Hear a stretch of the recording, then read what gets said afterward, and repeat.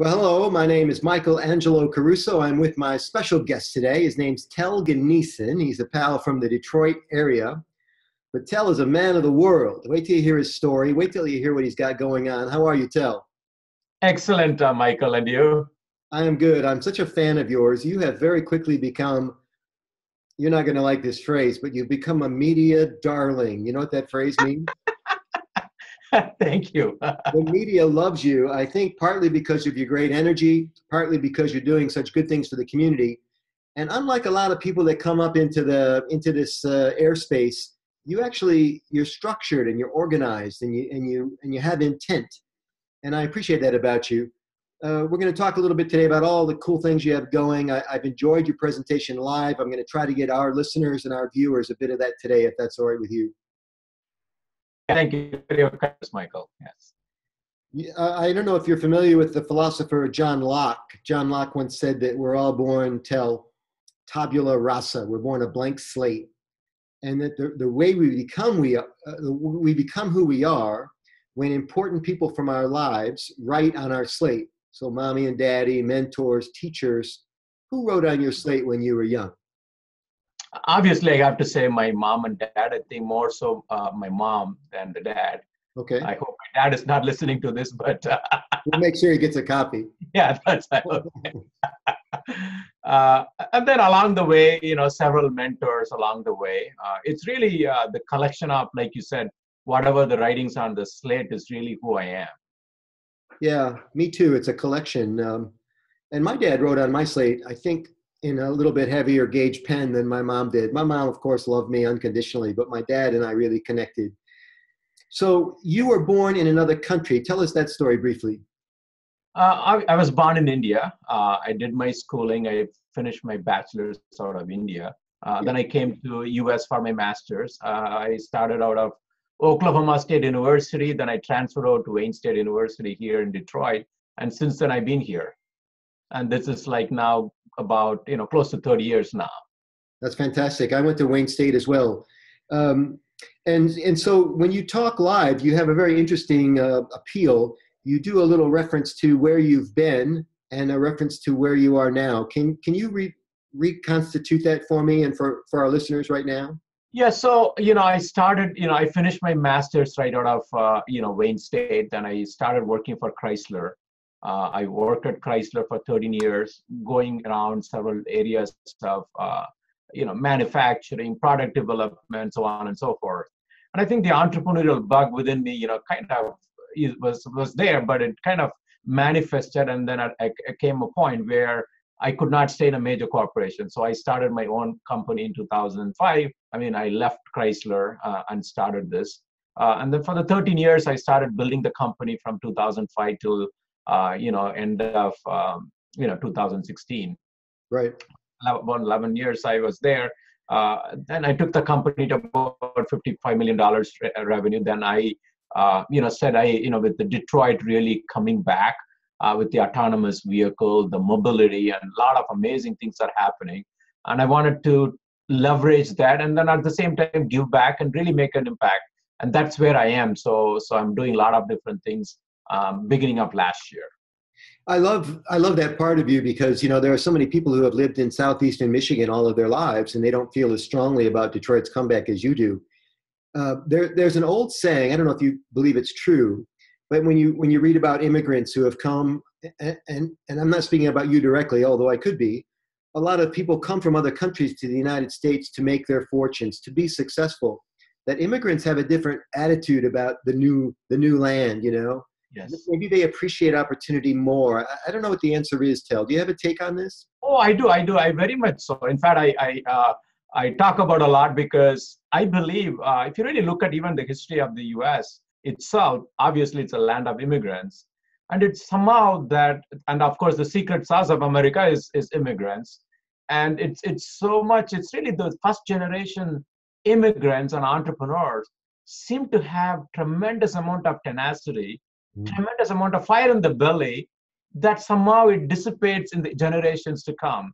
And I know for a fact my son is not going to have the same energy and the fire and the ability to make things happen because we come from a different place. And when we come to America, the land of opportunities, It's like a kid in a candy store. You don't know what your limits are. You don't know how far can you go, Sure. right? And so it is that journey, it is that motivation keeps you going. Of course, money is a byproduct of that, but it's not the money that is driving you most of the time. And to be fair, not every immigrant has tenacity and has the fire in the belly. It just seems like a higher percentage of them do, for the reasons that we've talked about. That's right. You've got a number of initiatives going on, far too many for us to talk about in detail in this short podcast, but you run a venture called Kaiba. Will you tell us a little bit about that?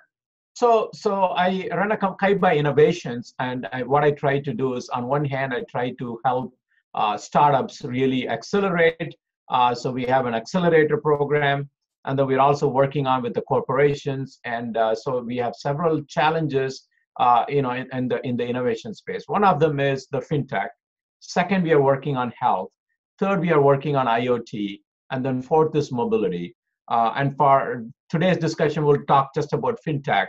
So one of the things that I wanted to do here is that if you ask a question to any entrepreneur, any business person in Detroit, say, hey, besides automotive and besides, say, medical devices, health, what other sectors that one can really work on that are not capital intensive? Because of course, defense, aerospace, agri, and all capital intensive, it's very hard for anyone to really start a business in there. But nothing there. So that's why we are trying to create a new ecosystem here in fintech, much like New York, much like Boston, much like Chicago.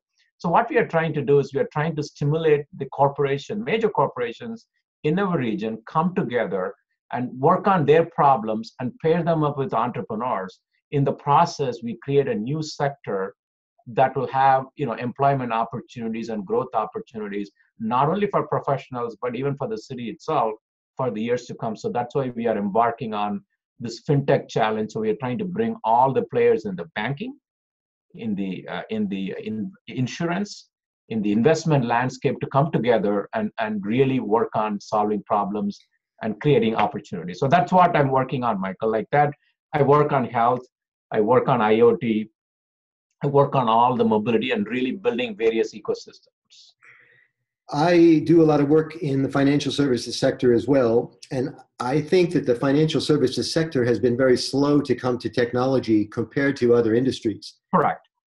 So they need you for this. Yes. I read recently that VaynerMedia, which is Gary Vaynerchuk's company, has signed a very, very large contract with Morgan Stanley Chase for voice applications. Yes. For those of you that are listening at home, this is a very simple thing like having Alexa in your home, right? Yes. And you would say to Alexa, Alexa, please transfer $200 from my personal savings account to my checking account. This is the Morgan Stanley app, right?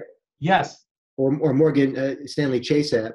How do you do this? I mean, you're like everybody else, man. You got a cell phone, you got a computer. How do you get all these people together and get them to talk turkey? I mean, obviously, we need a platform, right? So we are creating the platform because it's the hardest thing to do.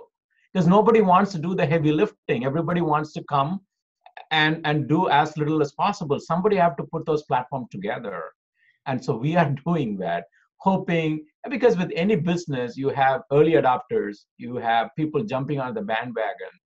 And getting those early adopters is a very difficult thing to do, but that's where the opportunity lies. And that is why I'm so excited to innovate and disrupt and really making a difference. Because guess what? Not many are there to do it for you. I've been on a lot of committees where everybody wants to do as little as possible. It's not a good committee. That's right. I was not able to attend. I was out of town for something, but I was not able to attend TICON. Yes. Which stands for Talent, Ideas, Enterprise, correct? Yes. And it was a huge event. You had a lot of media attention. You had several hundred people there. So the same thing, right, Michael? So this is like, creating an entrepreneurial climate in Detroit. And this is the largest conference in Michigan. And so our idea is to, model what is happening in Silicon Valley, but add a Detroit flavor to it and create the entrepreneurial spirit and opportunities, because that's what we need to be. And my take on that is that not too long ago we were the Silicon Valley. We were the center of universe. With the automobile industry. Yeah, and so somewhere along we lost it. So all we are trying to do is rekindle what we already lost. That's all we are doing. We're not doing anything sophisticated or complicated. We've already done it. How hard can it be to do it again? Yes, yes. So that's it. And so, so we bring all the people and we showcase various technologies. We have competition. We have investors coming in. And, so how do we, again, it's all about economic prosperity for all of us. And of course, giving back as well. Because we want successful entrepreneurs to mentor the younger generation, the other, startups, and really, promote that, you make more money, give money, and then you keep the virtuous cycle going and get rid of the vicious cycle. You, just to clarify, Tel, you said it was the largest conference in Michigan. You mean the largest conference of its type or the largest conference? The largest entrepreneurial conference in Michigan. Thank you very much. Okay, very good. When I heard you speak, you really got my attention with a phrase that you used. I don't know if it was something you always say or if it was you were answering a question. I can't remember. But you posed a question about how when you ask people what their most valuable resource is, they say time, but you disagree with that. Is that kind of how it rolled out? Oh, absolutely, absolutely. What do you think is more valuable than time? I think to me, energy is the most valuable, right? For anything, doesn't matter whether you drive a car, it needs energy, right? Power. And because same thing. If you don't have energy, it doesn't matter how much time you have. Does not matter. And if you don't have time, if you have energy, you can almost create moments, right? Absolutely. Absolutely. Yeah. And the same thing, if you have the right amount of energy, what it take a person for 8 hours, you can knock them out in 10 minutes. Sure. I love it. And you have 8 hours and you don't have the energy. What are you going to do about it? Sit there in the couch and twiddle your thumb? I don't know. I read, and there's so many ways to get time, efficiency, correct, productivity, leverage, delegation. I was reading in Ray Dalio's book, Influence, that he talks about something he calls leverage. And his explanation of leverage is that, of course, Ray ran the most successful hedge fund in the history of civilization. And so everybody reported to Ray at his organization. And the way he described leverage is that if you worked for Ray and you had a 1-hour meeting with him, he would expect you to have to work 50 hours after that meeting to do everything he told you to do in that 60 minutes. Wow. That creates a lot of moments. And that's structure. Wow. Where do you get your energy? Well, people. I get my energy from the people that I surround myself with. Okay. So I'm a people person. So I always want to be with people who want to do things. Action-oriented people, that's number one. Okay. And of course, I do other things to really, keep me energized. Like I do yoga, I do meditation, and I do give back. And I spend time with a lot of, young people. I go around the campuses and all that. So I draw the energy from them. Yeah. As much as they think I'm giving their energy, I'm also taking their energy, and we feed off each other.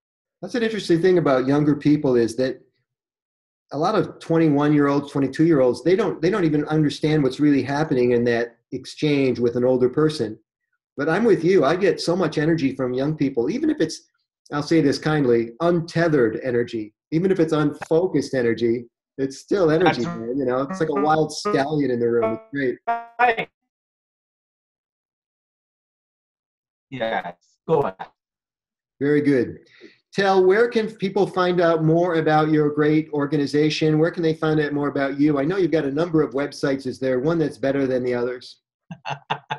The other company guys, they're going to be upset if I only pick one, but I'm going to pick anyway.